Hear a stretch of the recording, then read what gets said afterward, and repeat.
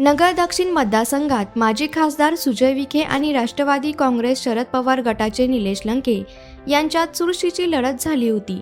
मात्र या निवडणुकीत निलेश लंकेंनी विखेंचा मोठ्या मताधिक्याने पराभव केला होता. त्यानंतर सुजय विखे संगमनेरमधून विधानसभा निवडणूक लढवायला इच्छुक होते. मात्र संगमनेरमधून महायुतीचे घटक पक्ष असलेल्या शिंदे गटाकडून अमोल खताळांना उमेदवारी जाहीर करण्यात आली.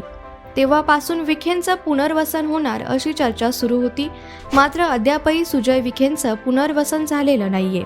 अशातच आज महायुतीच्या नवनिर्वाचित आमदारांच्या सत्कार समारंभात विखेंनी आपल्या पुनर्वसनाची मागणी केली. पाहूया नेमकं विखे काय म्हणाले.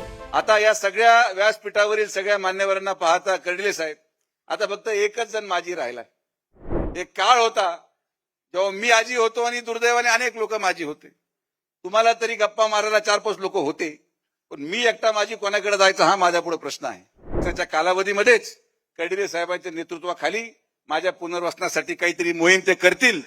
कारण की त्यांना त्यांचं नेहमी म्हणणं असतं मला भविष्य दिसतंय, तर माझ्यासाठी तुम्ही काय ठरवलंय? ओ कर्डिले साहेब थांब रे बाबा, तू 2 मिनिटं, इथं माझं चाललंय, तुझा नंबर काय? महायुतीच्या सर्व नवनिर्वाचित आमदारांच्या सत्काराचा कार्यक्रम घेण्याची संकल्पना जवळपास 3 महिन्यापासून कर्डिले साहेबांनी मांडलेली होती. पण जिल्हा बँकेचा चेअरमन होण्याच्या नात्याने सगळ्या कारखान्यांच्या कर्जाचं ओझं त्यांच्यावर एवढं होतं की त्यांचा मनका सरकून गेला. आणि म्हणून 3 महिने विश्रांतीनंतर जेव्हा ते आता चांगले चालायला लागलेत, मग आपल्याला हा कार्यक्रम घ्यायचा योग आला. तसा कार्यक्रम घेण्याची संकल्पना प्रत्येकाची होती. पण शेवटी आम्ही हा निर्णय घेतला आणि आमदार राधाकृष्ण विखे पाटील साहेब म्हणते की प्रवरेला आपण हा कार्यक्रम घेऊ. पण आपण म्हटलं हा मान एशिया खंडाच्या सर्वात श्रीमंत बँकेच्या चेअरमनला मिळावा आणि म्हणून आपण त्यांना ही संधी पहिली द्यावी. म्हणून आज कर्डिले साहेबांचे मनापासून आभार व्यक्त करतो की हा बहुप्रतीक्षित सोहळा आज या ठिकाणी पार पडत आहे. एक अभूतपूर्व यश महायुतीच्या वतीने आपल्या अहिल्यानगरमध्ये जनतेने आणि 10 म्हणण्यापेक्षा 11 म्हणायला हरकत नाही. कारण की शिंदे साहेब या ठिकाणी सभापती पदावर विराजमान झाले. ही संधी माननीय मुख्यमंत्री महोदयांनी जिल्ह्याला हा मान दिला आणि म्हणून एक अभूतपूर्व यश महायुतीला या ठिकाणी मिळालं. आता या सगळ्या व्यासपीठावरील सगळ्या मान्यवरांना पाहता कर्डिले साहेब, आता फक्त एकच जण माजी राहिलाय, मी. एक काळ होता जेव्हा मी आजी होतो आणि दुर्दैवाने अनेक लोक माजी होते. तुम्हाला तरी गप्पा मारायला 4-5 लोक होते, पण मी एकटा माझी कोणाकडे जायचा हा माझ्या पुढे प्रश्न आहे. मला आनंद एका गोष्टीचा वाटतो की सगळेच जण एक संघ राहून ताकदीने या अहिल्यानगरच्या विकासासाठी आपण कटिबद्ध आहोत. दिलेला प्रत्येक शब्द या तालुक्याच्या, या जिल्ह्याच्या भवितव्यासाठी आपण पूर्ण करण्याकडे वाटचाल करत आहोत. आमदार संग्राम जगताप असतील, मी असेल, 15 एप्रिलला आपण या नगरची विस्तारित MIDCचं भूमिपूजन ठेवलं, जो शब्द आपण लोकसभेला दिलेला होता. आणि त्याचबरोबर 35 वर्षाच्या संघर्षानंतर माननीय कर्डिले साहेब असतील, माननीय पाचपुते साहेब असतील, त्या कालावधीमध्ये अनेक नेत्यांनी, सकाळी कृती समिती असेल, या सगळ्यांच्या प्रयत्नांना यश आणि तुमच्या सगळ्यांच्या प्रार्थनेमुळे या विभागाचं जबाबदारी माननीय आमदार राधाकृष्ण विखे पाटील साहेबांवर आली. 4 महिन्यापासून या विभागाची जबाबदारी पार पडत असताना आपण एकच निर्णय घेतला की कुठल्याही परिस्थितीमध्ये साखर आईला आपण पाणी आरक्षित केल्याशिवाय आपल्याला प्रशासकीय मान्यता देण्यात येणार नाही. आणि म्हणून आपण घोडच्या प्रकल्पामधून 2 TMC पाणी साखर आईला आरक्षित केलं.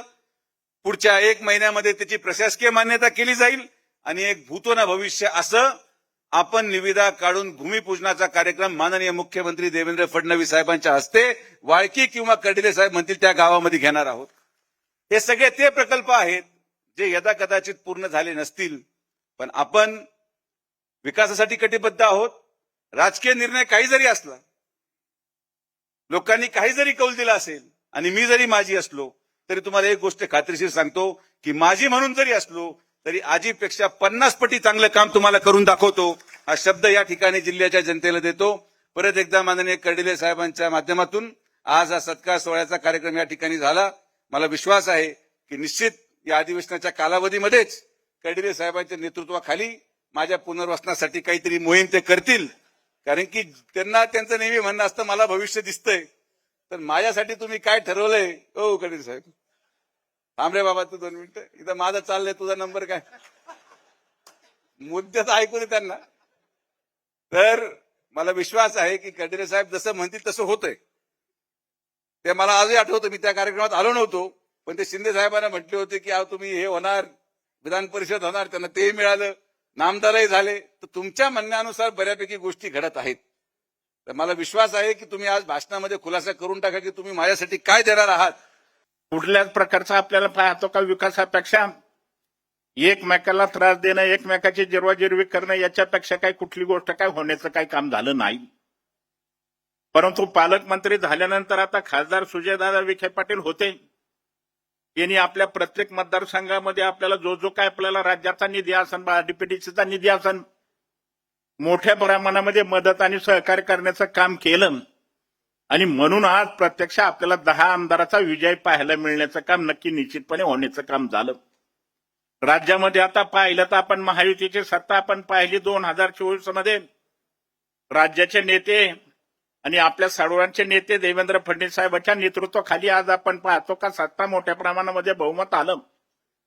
आणि बहुमत आल्यानंतर आपण पाहतो का नामदार साहेबांना दोन्हीला मी सांगू इच्छितो का तर लोकांच्या फार मोठ्या प्रमाणामध्ये अपेक्षा वाढलेल्या आहेत. आणि ह्या अपेक्षा तुमच्याकडून पूर्तता व्हावं ही लोकांची नक्की निश्चितपणे मागणी आपण करतोय. आमचा विजेचा प्रश्न असेल, पिण्याच्या पाण्याचा, सोलरचा प्रश्न असेल, जे वावरत जांभळी जांभूळवनचा असणारा मोठ्या पुलाचा प्रश्न असेल, तर आता राज्यामध्ये आपण पाहतो का आता जलसंपदा खाते आपल्याकडे येण्याचं काम झालं. आतापर्यंत खासदार साहेब मी आपल्याला सांगतो का जलसंपदा खातं आपल्याकडे कधी आलं नाही. ज्या वेळेला राज्यामध्ये सरकार येईल, सत्ता येईल, त्या वेळेला पाहिलं तर ही खातं आपण पाहिलं का पुण्याकडे जाण्याचं काम होत होतं.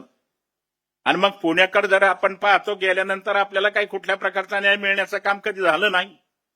अनेक वेळेला आपण पाहतो का नगरनिवासाच्या मतदारसंघामध्ये मी आमदार होतो, त्या काळामध्ये सुद्धा तुम्हाला सांगतो का आंदोलन करण्याचं काम केलं. आणि ज्या वेळेला आपण पाहतो का नगर तालुक्याला साखळीचं आंदोलन झालं, त्या वेळेला लोक म्हणायचे कुठंतरी आता जिल्हा परिषद आली, कुठंतरी विधानसभा आली, तुमच्या लोकसभा आली. ह्या भावनेने लोक पाहण्याचं काम करत होतं. अनेक वर्षापासून नगर तालुका असू द्या किंवा असणारा श्रीगोंदा तालुका असून तर दुष्काळी आणि जिरायत तालुका आपल्याला पाहायला मिळण्याचं काम होत होतं. आणि तुमच्या लोकसभेच्या निवडणुका राज्याचे मुख्यमंत्री देवेंद्र फडणवीस साहेब वाळकेला आले होते.